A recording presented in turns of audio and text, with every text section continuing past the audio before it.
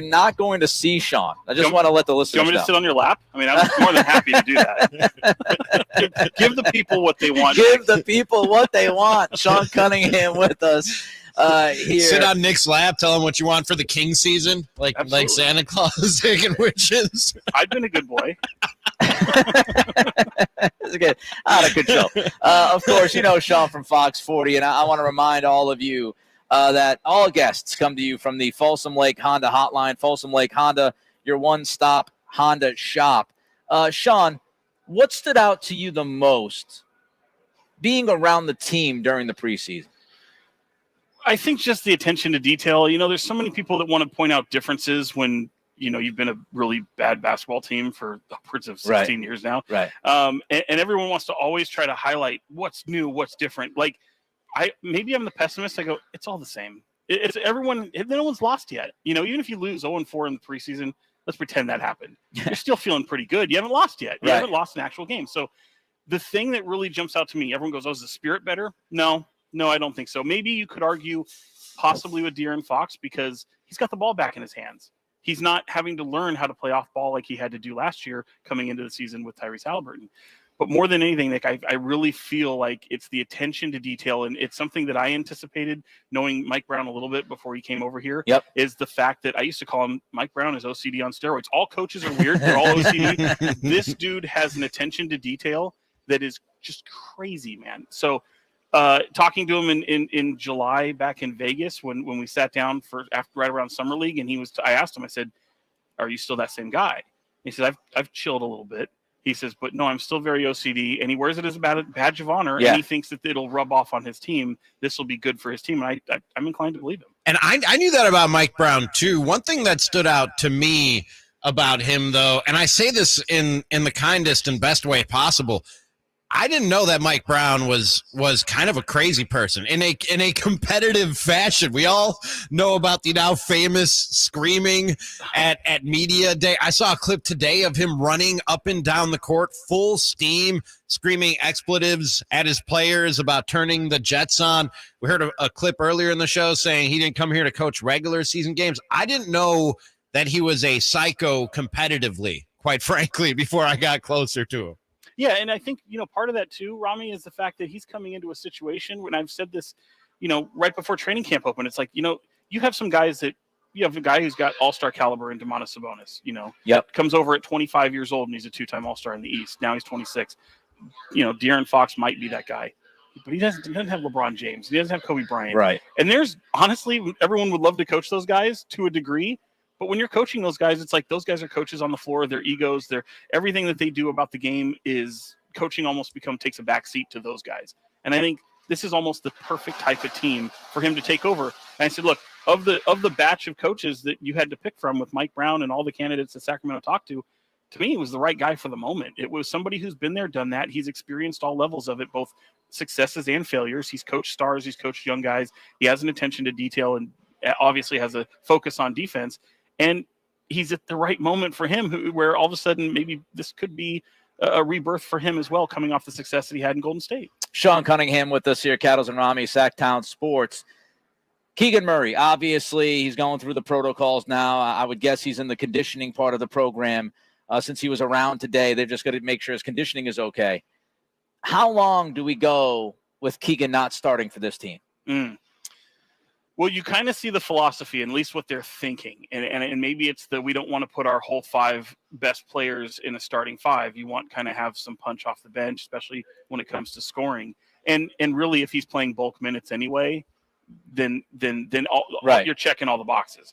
But for me, you know, he'd be a part of my starting 5. Yeah, me too. That, you know, I would have him in there. And I think sooner than later, probably, I mean, it depends. If they come out and light the world on fire here in these first few weeks, then maybe you don't tinker with it. Tough hypothetical for you. If it wasn't for the COVID situation, does Mike Brown start him preseason game number 3 and maybe he starts tonight? Yeah, I think he would have taken a look at what he looked like with those starting unit. I definitely think that would have happened. I don't know that. That's pure speculation, but I feel like I know that enough about what they were trying to accomplish. And more to the point, maybe they don't start him the way they do, like coming in the starting lineup. Maybe they do it as a half, like they did with Trey Lyles the other night, where you're coming out of halftime. Now Trey Lyles at the power forward. You're with your starting unit. Go from that. that's probably how it would probably look. But, I think, they're going to tinker a lot, and it's a decision that he hasn't landed on. And the good news is, the three players that you're rotating in and out of there. So Right. Whether they want to go big, want to go small, I think he's also opened up his mind to playing deeper into his rotations. Because, historically he only goes about 8 or 9 guys, 10 maybe. And this team, I know people all around this building want to see him play at least 10 people. So, yeah. How does that look? We'll see. But I fully anticipate Keegan Murray at some point being your starter in this season. And I think when we're looking at it out of the 82 games, hopefully it's more than half of the games he's starting. I agree with you. When that happens and the starting 5 takes its final form with Murray in there, who's the 6th man? Because I think we all assumed it was Malik Monk coming into the season, but in the preseason, and take preseason with a grain of salt, I know we saw Terrence Davis coming off the bench before Malik Monk and getting as many, sometimes more minutes. Yeah, I think Malik Monk is still probably that guy. I think Terrence Davis is really being rewarded for a nice camp. I mean, I remember talking to him just days before we got media day, and he talking about how he's just cooking, like everything is falling. And I'm like, okay, well, you're historically a pretty streaky shooter, and we'll see what that looks like. And stats kind of back it up. I mean, he's been really on fire with the ball, and he's got a lot of competition around him. As he says, the competition is nothing new to him. He did it in Toronto, so. As an undrafted rookie and all that stuff, he came into the league and had to find a mark for himself. So he almost plays better when there's someone on his tail like that. But I'm inclined to think that it's probably going to be Malik Monk, and I think he'd be the first person off the bench. And I think they're going to want to ride him, be that Dennis Johnson, that microwave, or Vinny Johnson, excuse me, the microwave, and let him just come out and shoot. Yeah, it's a microwavable offense. Yeah. And I thought when they signed him, I said I liked him more as a 6th man. And then they brought Herter in, and I said, okay, now it definitely makes sense with him as the 6th man. Sean Cunningham with us here, Fox 40. Don't forget, all guests come to you from the Folsom Lake Honda hotline. Folsom Lake Honda, your one-stop Honda shop. Sean, are you buying into the preseason defense that we saw?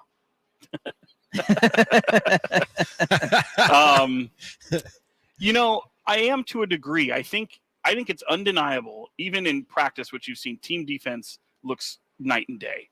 Like we were talking about Harrison Barnes, right? Like Harrison Barnes was a really zero factor on defense for really the past 2 seasons. And the guy who has fit team defense philosophies a lot better.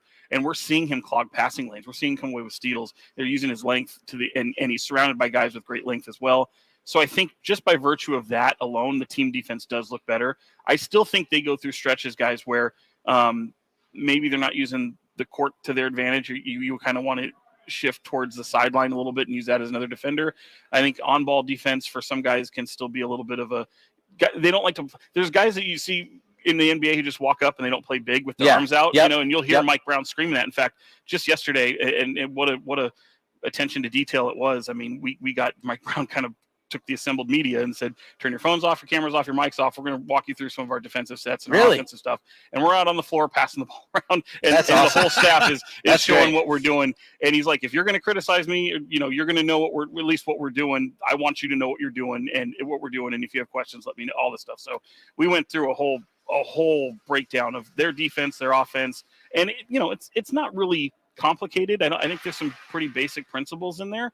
There's a few tweaks, but the one thing that this team has struggled with, and I think they know this, and they've still got personnel on this team that struggle with perimeter defense. Yeah. And so when you ask me, is it better?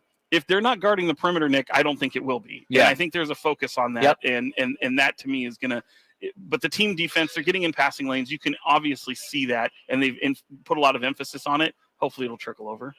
What's this Kings team capable of this season, Sean? I think it's like two different conversations you can have, because you have to get out to an unbelievable start. You have to protect home court. Those are two things that this team just does not do over the course of this drought. Yep. And so, look, if you're a 500 basketball team at best, that's fantastic. Yeah. That's phenomenal. Yep. But what comes with 500 basketball? You're usually great one night and terrible the next. So if you can find continuity and consistency, I think that's what you're really searching for. You get to the trade deadline, and if it's like baseball, if you're relevant, what's out there? Who's all of a sudden deciding that they're not a competitor? Yep.